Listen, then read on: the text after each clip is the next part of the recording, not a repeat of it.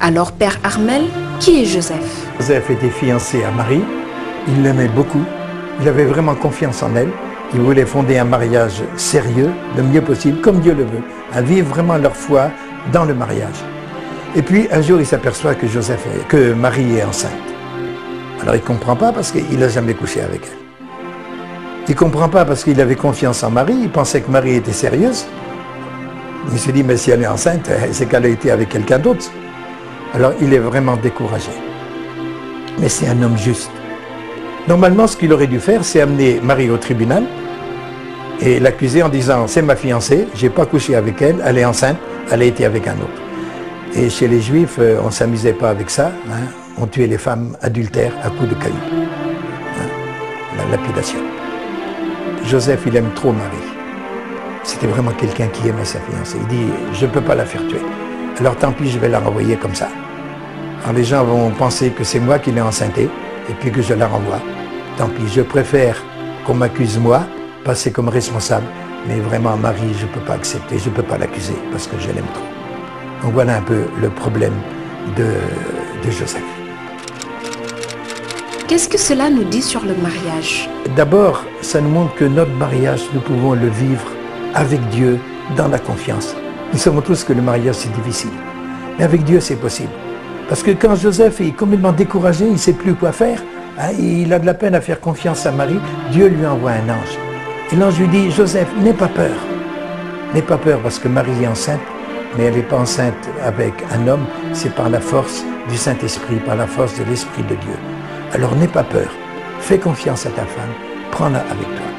Voilà la leçon principale, que Dieu nous appelle à vivre notre mariage dans la foi et à le vivre dans la confiance. C'est pas facile de s'entendre entre mari et femme, c'est pas facile de comprendre nos enfants, c'est difficile de faire vivre notre famille. Mais Dieu nous dit à nous aussi, comme il a dit à Joseph, n'aie pas peur. Dieu nous envoie encore des anges pour que nous nous fassions confiance, mari et femme, parents et enfants. Et à ce moment-là, le mariage peut réussir. Quel exemple de Marie et Joseph? C'est un mari spécial, Joseph. Parce que d'abord on a dit, donc il respecte sa femme, il lui fait confiance, il ne veut pas la renvoyer, il ne l'a même pas interrogée. Mais quand par exemple, il est à côté de Marie dans toutes ses souffrances, l'empereur demande à ce que tout le monde aille se faire recenser. Joseph est fils de David, donc c'est pas n'importe qui, c'est le fils du grand roi David. Mais il reste simple, humble.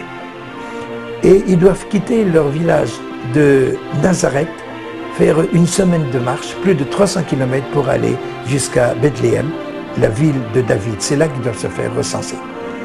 Joseph est à côté de Marie. Marie, c'est le moment d'accoucher. Il marche à pied, il soutient Marie qu'il a mis sur son âne, ils marchent ensemble, il l'encourage. Et quand ils arrivent, il fait tout pour trouver une maison où elle puisse accoucher dans la paix. Malheureusement, les gens ne l'accueillent pas. Ils vont accoucher dans une grotte, dans un trou, hein, dans la terre, là où on mettait les animaux. Mais Marie est avec sa femme, dans toutes ses souffrances, dans toutes ses difficultés. Vraiment, c'est le mari. C'est l'exemple d'un mari qui aime sa femme. Quel exemple de couple il nous donne avec Marie? Pour la circoncision de Jésus, ils sont ensemble, Marie et Joseph. Et Joseph est à côté de Marie, et c'est ensemble qu'ils donnent leur enfant à Dieu. Il y a trop de maris qui laissent leur femme, même au moment de l'accouchement, ils la laissent. Joseph, lui, est avec sa femme, et ils sont ensemble. Et ils forment un couple où Marie a sa place. Quand Jésus est perdu à Jérusalem, à 12 ans, Joseph et Marie vont le chercher. Ce n'est pas Joseph qui parle, il laisse la parole à Marie. C'est Marie qui dit à Jésus, mais notre fils, pourquoi tu nous as fait cela? Et elle ne dit pas pourquoi tu m'as fait cela, pourquoi tu nous as fait cela.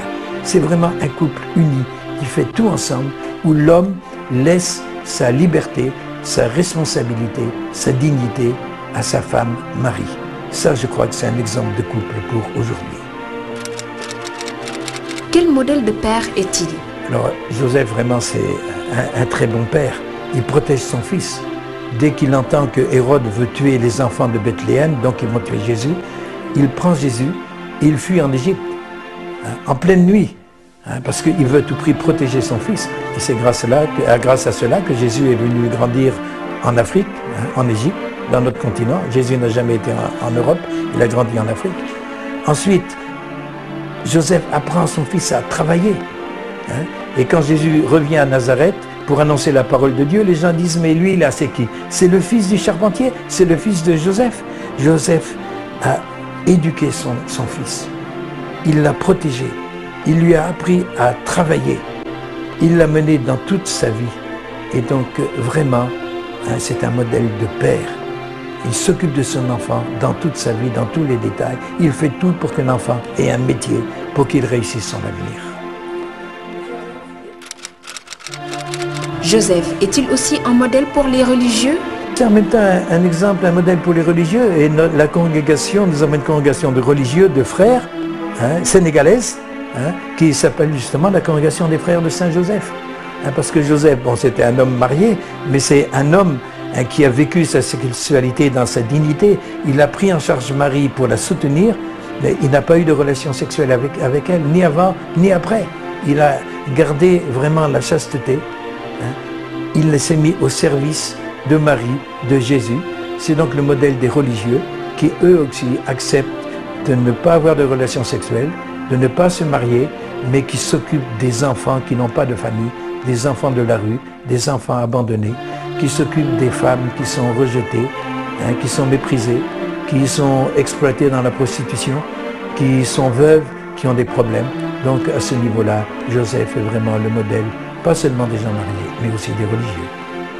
Merci de nous avoir suivis. À demain pour un autre numéro de votre émission Le Carême chrétien.